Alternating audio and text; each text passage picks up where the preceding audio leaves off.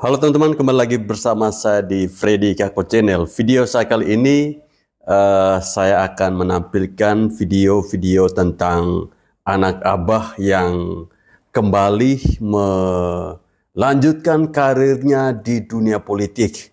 Tentunya ketika kemarin anak abah gagal ya dalam Pilpres 2024, dia mencoba untuk bertarung di Pilgub DKI Jakarta di bulan November nanti.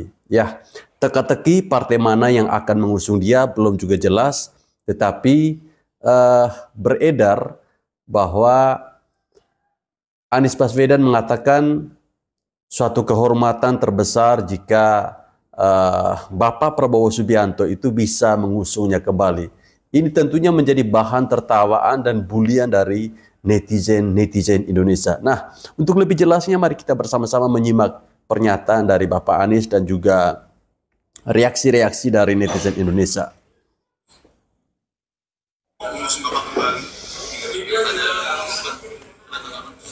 Menjadi sebuah kehormatan untuk bisa meneruskan apa yang sudah dikerjakan dan meneruskan yang pernah kita kerjakan bersama-sama. Karena kita menginginkan ya Jakarta sebagai kota global bisa maju dan bisa ikut menopang kegiatan-kegiatan yang terkait dengan pemerintah pusat di kota ini. Jadi tentu sebuah kehormatan, sebuah rasa syukur, dan mudah-mudahan ini memberikan kebermanfaatan bagi semua. Teman-teman ingat tidak, dalam debat ketika itu dia mengatakan bahwa dia tidak gila jabatan. Ya, jabatan itu adalah sebuah amanah dari rakyat.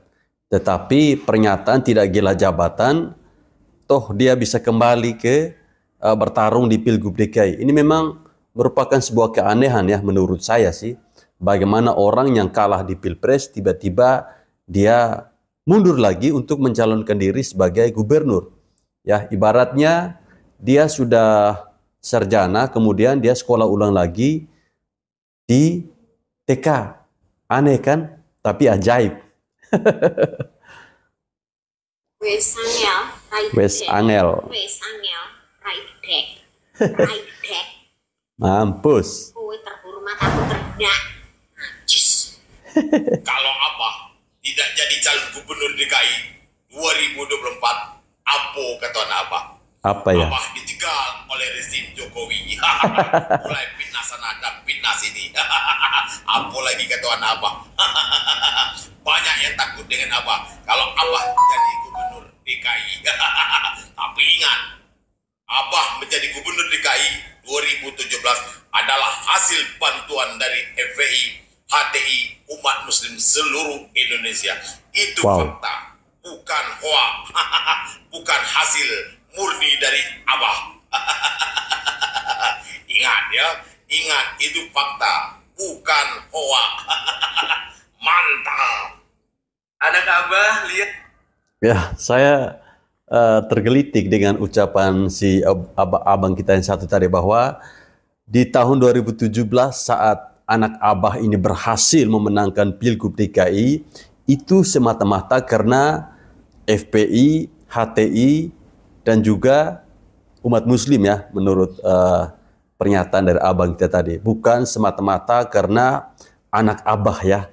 Jadi kita nantikan saja kira-kira partai mana yang akan berani untuk mengusung anak abah ini. Ada sebuah komentar yang mengatakan bahwa lebih baik ketimbang Anies lebih baik Ahok saja yang maju ya. Itu lebih terhormat karena Ahok ini kan belum pernah maju sebagai calon presiden. Jadi akan lebih baik Ahok yang maju ketimbang anak abah. Dan infonya juga dari koalisi Indonesia Maju itu akan mengusung Ridwan Kamil, dan ini tentunya akan semakin seru ya peta pertarungan politik di Pilgub DKI nantinya. Nih, anak abah, mana anak abah? Nih, abah saya mengaku terhormat jika kembali didukung Prabowo di Pilgub DKI 2024. Astagfirullahaladzim. Inilah yang dimaksud gerakan perubahan itu kali ya. Gerakan perubahan. Sumpah nggak ngerti lagi, nggak tahu malu, nggak tahu diri banget kok. Bisa. Nggak tahu malu. memang paling enak menjilat ludah sendiri orang yang lu hina di depan masyarakat Indonesia, sekarang menjadi mencoba menjadi BSD begitu. Dan habis pikir kok kayak bukan Aduh nasib. kasihan tuh anak-anak abahnya. Ada yang sampai jual mobil, ada yang sampai ke surga gara-gara kelaparan, ada juga yang sampai memutuskan silaturahmi hanya gara-gara beda pendapat. Taunya orang-orang kayak gitu udah tahu lah. Apakah Anies salah ngasih sinyal untuk minta didukung kembali sama Prabowo? Tentu saja tidak. Gue juga udah pernah bilang dari zaman batu politik memang sekotor itu. Agama juga bisa dimanfaatkan demi kekuasaan. Betul. Yang belum adalah lu yang mendukung orang-orang seperti ini setengah mampus. Memutuskan silaturahmi hanya gara-gara beda pendapat, dan dia tetap ingin menjadi penguasa. Lihat siapa yang menggunakan agama untuk memprovokasi umat, tapi mereka fine-fine saja. Anies Baswedan maju ke Jakarta. Kecewa anak abah. Ya jelas kecewa lah anak abah. Karena anak abah yang selalu keluar-keluar, Anies diakui dunia. Anies tidak haus jabatan. Dengerin ini hai anak abah. Kalau memang Anies diakui dunia, kenapa enggak go internasional? Betul. Iya kan? Kalau memang Anies tidak haus jabatan, kenapa kasak kusuk mencari pekerjaan? Betul.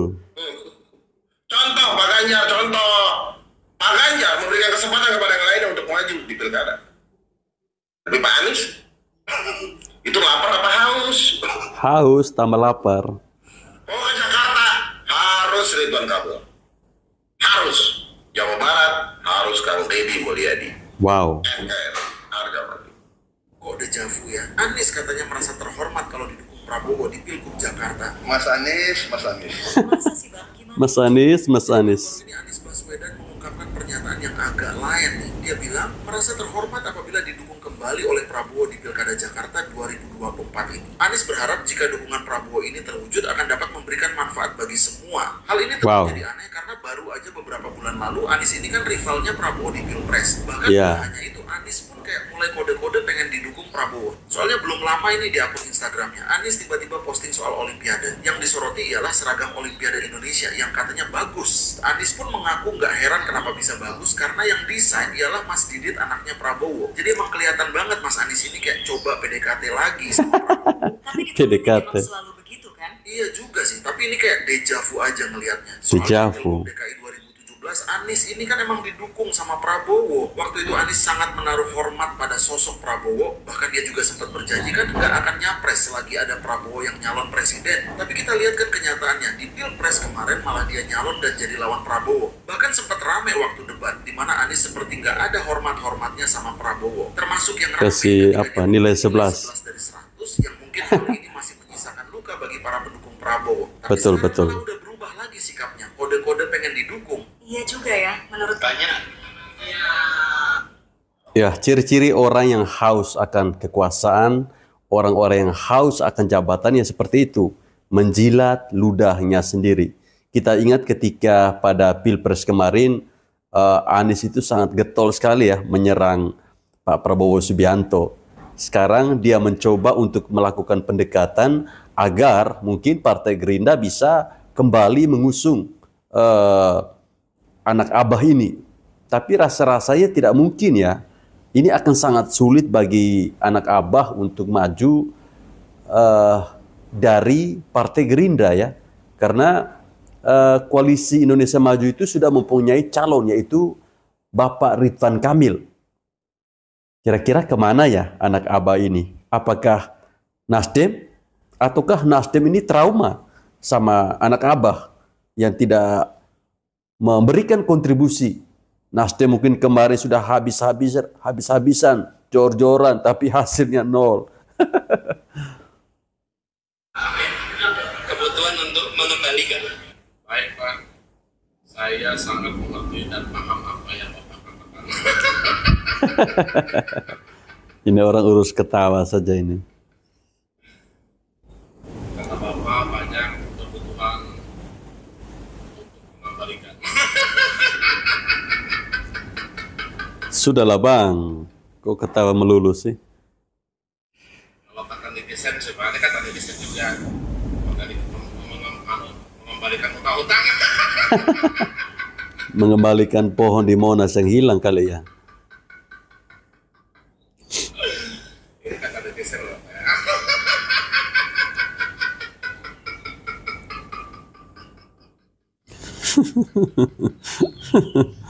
Yang hilang, mengembalikan yang berkurang, mengembalikan yang dipotong.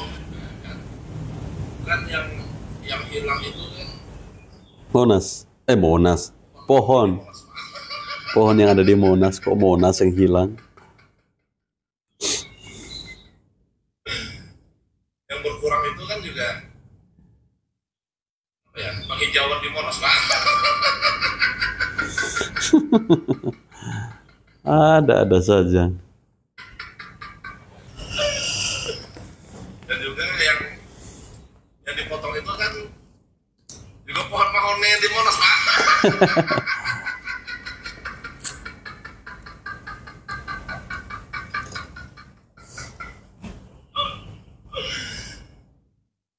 Yang kata Bapak dalilnya Apa tuh?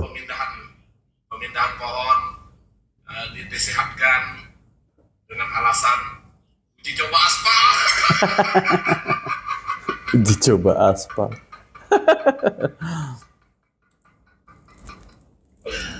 Kan begitu kata Bapak. Jadi yang hilang, yang berkurang, yang dipotong itu kan Pak, itu pohon-pohon yang di Monas. Hancur.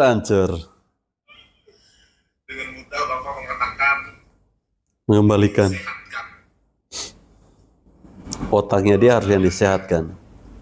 Uji coba aspal.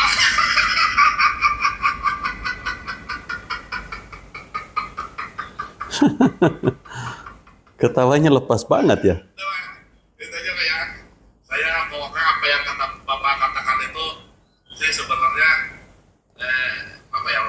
mengerti, memahami saya maksud Bapak itu.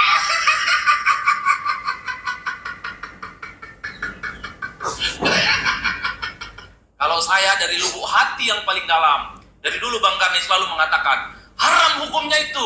Partai-partai politik yang kalah pemilu berkoalisi dengan pemenang. Haram. Betul. Pertama, Haram. secara ideologi politik, visi dan misi, partai ini selalu bertabrakan kalau mau pemilu. Oh, saya ingat betul visi misi yang dibuat oleh kubu nomor 1 itu kan, Bang Barus. Ingat betul saya. Apa yang mereka tolak? IKN. Anies dan Mohaimin ingin bikin ratusan kota-kota maju seperti IKN itu yang dianggap sebagai ini penghamburan uang negara. Tidak setuju pindah Jakarta. Sampai partai pendukungnya PKI itu bikin baliho segede alaihim di depan kantornya itu. PKS tolak pindah ibu kota. Infrastruktur dianggap ugal-ugalan. Demokrasi dianggap terjun bebas. Kok tiba-tiba iman politiknya goyang-goyang? Cocok berkoalisi dengan Prabowo dan Gibran. Dari mana ceritanya, Bang? Kok cepat sekali berubah iman politiknya? Ya minimal ada idah politik. Idah politik itu Ada ada jeda. masa Ya. di mana tuduhan-tuduhan terkait dengan kecurangan pemilu, kemarahan yang kalah, itu diendapkan dulu. Jangan di tengah suasana yang sedang berjuang. Bang Refli ini saya tahu persis, sedang berjuang di MK. Bang Bestari berjumpa dengan bosnya Bang Noel. Repot ini parah. Kalau Bang Refli Harun tegak lurus segala macam dengan keadilan, tapi partai pendukung koalisi nomor 1 cari posisi aman masing-masing, termasuk PKB. Habis penetapan ya, soal pemenang Pilpres juga ada silaturahmi politik dan kebangsaan.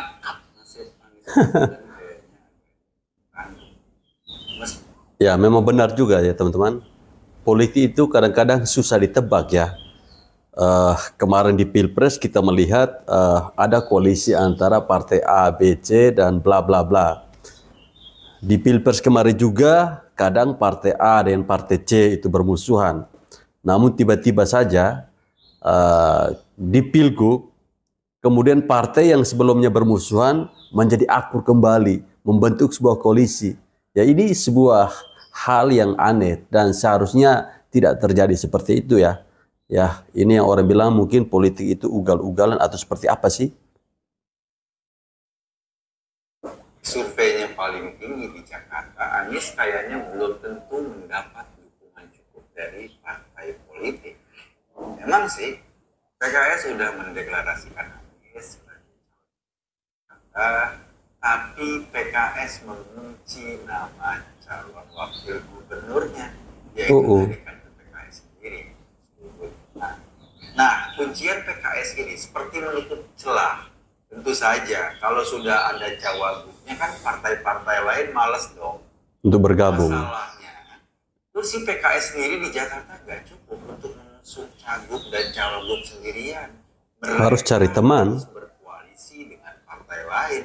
Kalau sudah ada cawagupnya, kan resikonya agak susah tuh komunikasi dengan partai lain. Tapi berkoalisi dengan posisi sudah terkunci sangat nggak susah. Benar-benar mereka atau PKS dan Anies mau belanja dukungan, tapi biayanya berapa besar? Biayanya pasti sangat gede ya. Karena Nasdem yang awalnya disebut-sebut sudah mendukung Anies, belakangan terlihat ragu. Nasdem aja ragu. Ahmad Sahroni, salah satu elit partai Nasdem, yang mengindikasikan partainya ada kemungkinan nggak lagi ngedukung Anies atau menarik dukungan. Kata Sahroni, khusus untuk pilkada di Jakarta ini yang memutuskan adalah para dewa atau para elit politik. Sahroni sih bilangnya para dewa. Nah, di politik Indonesia itu kita tahu dong, ada dewa dari Solo, dewa dari Hambalang, dewa dari Teguh Umar, dewa dari Selipi, dan mungkin dewa-dewa ini juga dikelilingi oleh naga-naga korporasi besar yang kerap untuk mendapat atau mengambil manfaat dari kedudukan para dewa ini. Sementara kita tahu Dewa Cikeas kayaknya sekarang udah nggak banyak bersuara. Nah, Dewa Cikeas. Para dewa ini Pak SBY kayaknya punya kesaktian untuk memainkan campur politik, apalagi di daerah-daerah strategis seperti Jakarta.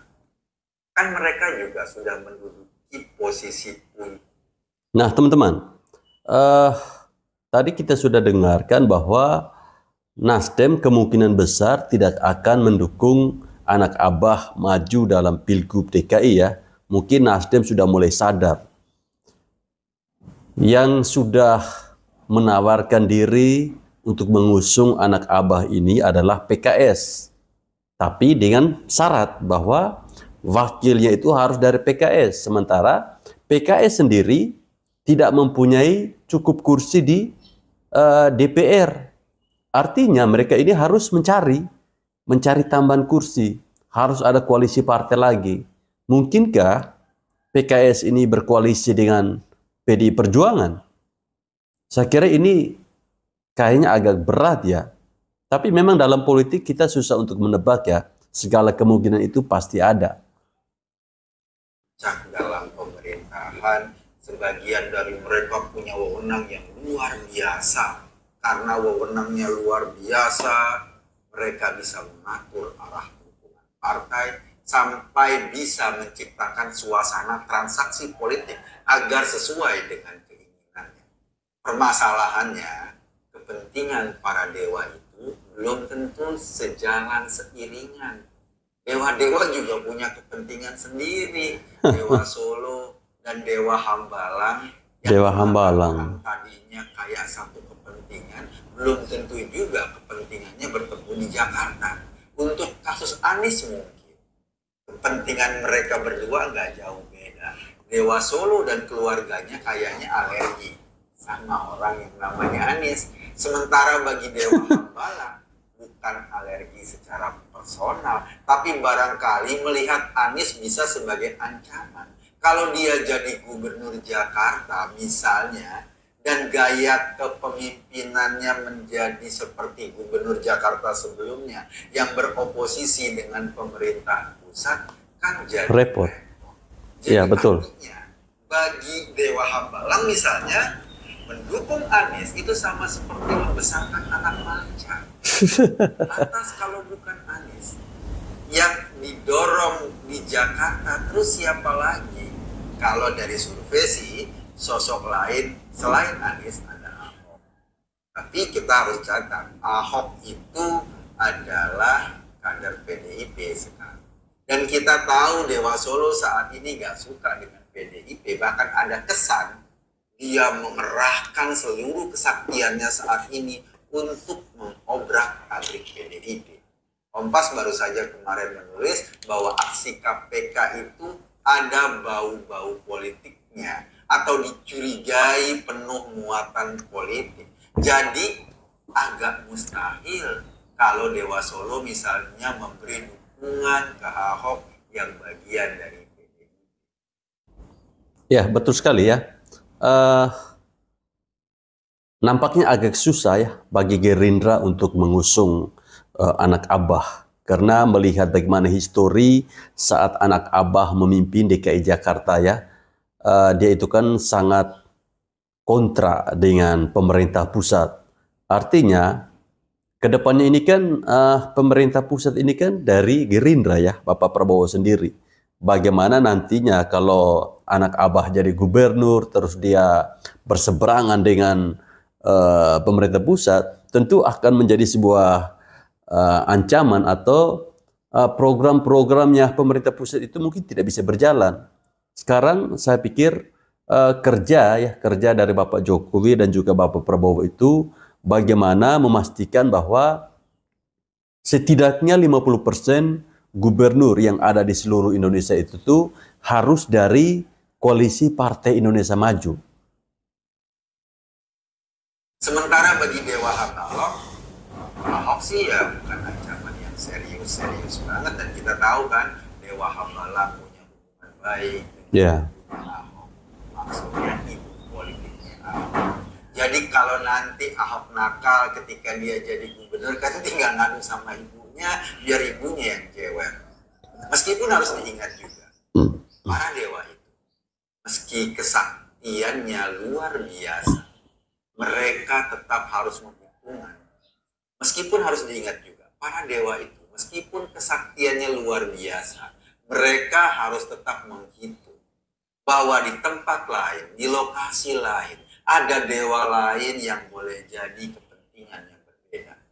Makanya mau nggak mau, mereka harus pandai-pandai memainkan strategi, kalau perlu dengan transaksi jabatan, atau yang paling sadis ya sandra kasus hukum agar misalnya orang-orang lain mau ikut kepentingannya. Dalam konteks pilkada serentak kita tahu dong, parpol-parpol ini kan sebagai kendaraan politik tentu mikirnya nggak cuma satu daerah. Iya, semua daerah. Satu daerah. Soalnya mereka juga harus menjembreng bareng seluruh kepentingannya di berbagai pilkada daerah yang lain. Jadi bisa saja jembrengan kepentingan itu bisa ditransaksikan. Misalnya satu tempat dewa ini ngotot banget untuk menempatkan jagoannya, sementara parpolnya juga sebetulnya punya kepentingan, tapi bisa ditransaksikan. Oke deh, yang ini bagian gue, lu di sini aja ya. Kan bisa aja kayak. Atau misalnya kepentingannya ditransaksikan dengan kepentingan jabatan. Jadi ditawarin jabatan duluan. Ini yang terjadi kan misalnya di Jawa Tengah ketika Sudaryono yang ingin maju jadi gubernur Jawa Tengah itu akhirnya diangkat sebagai wakil menteri. Dan Lutfi yang juga rame ingin maju sebagai gubernur Jawa Tengah katanya dipindahkan ke kementerian lain. Jadi nggak lagi jadi Kapolda. Kita nggak tahu apakah ini juga bagian dari transaksi.